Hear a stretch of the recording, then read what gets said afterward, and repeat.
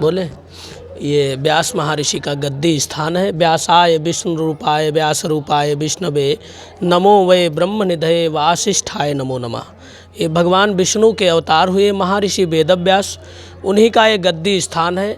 इसी भूमि पर बैठ करके द्वापर युग में व्यास महर्षि ने 4 वेदों का विभाजन किया। साम वेद, अथर्ववेद, ऋग्वेद, यजुर्वेद। 88,000 ऋषियों में से प्रमुख 4 शिष्यों को जैमिनी, अंगिरा, वैशंपायन और पायल, इन ऋषियों को एक एक वेद का अध्ययन कराया। इसी भूमि पर बैठ करके सूत महर्षि को 17 पुराणों का ज्ञान उपदेश दिया। 18वां पुराण जो श्रीमद् भागवत है वो अपने पुत्र सुखदेव जी को अध्ययन कराया। महाभारत जैसे पवित्र ग्रंथों की रचना किया। इसी भूमि पर बैठ करके 88,000 ऋषियों को समस्त वेद पुराणों का ज्ञान उपदेश दिया। ये पूरे विश्व की सर्वोच्च पीठ व्यास गद्दी है। इधर ये व्यास जी के पुत्र सुखदेव जी का दर्शन है। बीच में जो पिरामिड आकार है ये व्यास महर्षि का गद्दी है।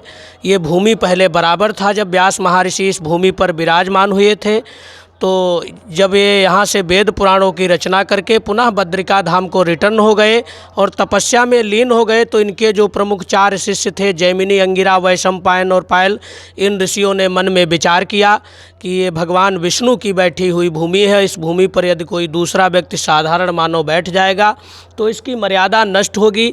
गलती से भी किसी मानव का इस भूमि पर पैर आदि लग जाएगा तो उस मानव के समस्त पुण्य कर्म नष्ट हो जाएंगे।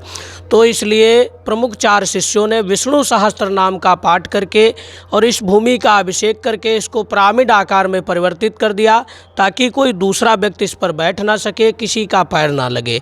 वैज्ञानिकों का मानना है कि जितने भी पिरामिड आकार के केंद्र होते हैं ये ऊर्जा का स्रोत होते हैं।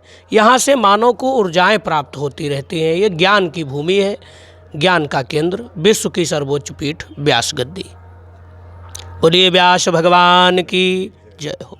सर हमको व्हाट्सएप नहीं भेज सकते?